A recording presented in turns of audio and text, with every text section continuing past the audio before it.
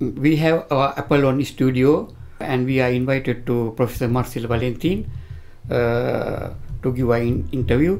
Thank you very much, Professor. You are visiting to our Apollon studio.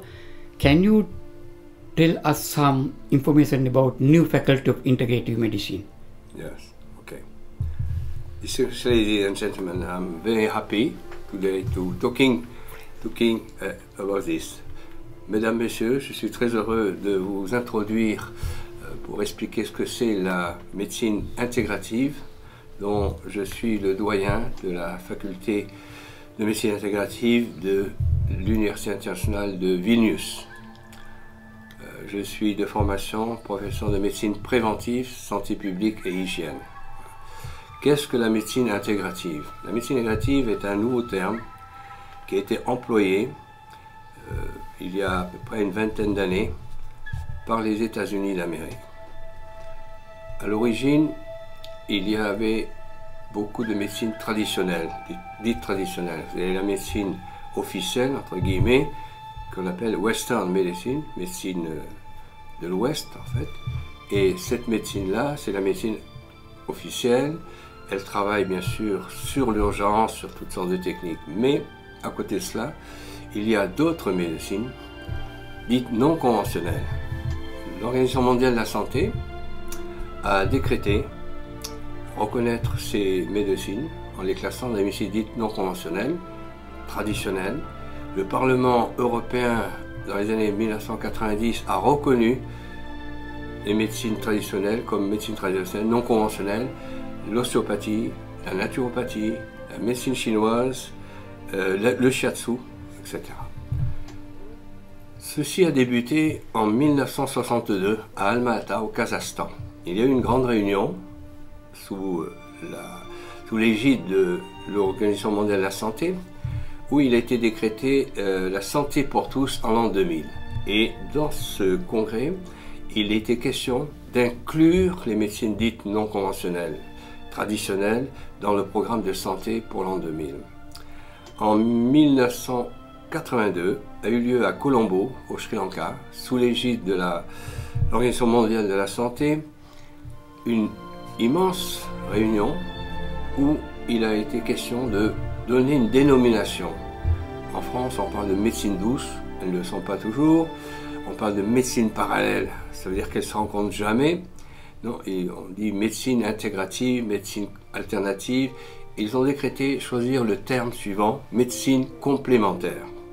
C'était à Colombo, en 1982, sous l'égide de l'Organisation mondiale de la santé. Ceci signifie que ces médecines viennent en complément de la médecine dite officielle, la médecine allopathique, et ne vient pas contrer cette médecine. Au contraire, aller avec. L'homéopathie est une médecine non conventionnelle. L'ostéopathie également. La naturopathie également. La médecine chinoise, la médecine ayurvédique, le shiatsu, la chiropraxie. Toutes ces médecines sont classées dans les médecines dites non conventionnelles. En Afrique, les gouvernements respectifs ont accepté le programme de l'Organisation mondiale de la santé en incluant dans le système de santé les praticiens africains, la médecine traditionnelle africaine avec les praticiens de médecine allopathique. Ceci fait une bonne combinaison puisque des succès non négligeables ont été enregistrés. Donc actuellement, aux États-Unis, depuis 20 ans, le NIH, l'Institut national de santé, qui est l'organisme officiel qui régit tout le système de santé aux États-Unis, a appelé à donner une dénomination qui s'appelle Integrative Medicine. La médecine intégrative intègre toutes ces médecines dans la recherche, dans les thérapies, aussi bien pour le cancer que le VIH, que toutes ces disciplines, et elles travaillent ensemble, la main dans la main.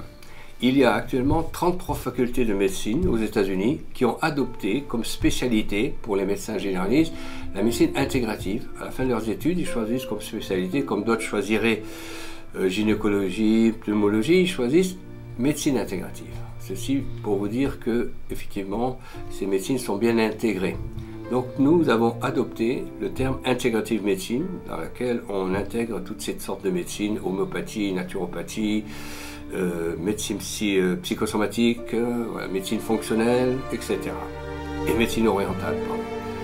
Donc notre faculté, la faculté de médecine intégrative, rattachée à l'Université internationale de Vilnius, a pour objet, si vous voulez, la diffusion, la propagande, la formation en Europe pour les praticiens d'un niveau bachelor, c'est-à-dire bac plus 3 minimum, les praticiens de santé, infirmiers, kinésithérapeutes, médecins, le former, leur donner un complément d'information, voire passer des examens, des diplômes, etc. dans cette organisation.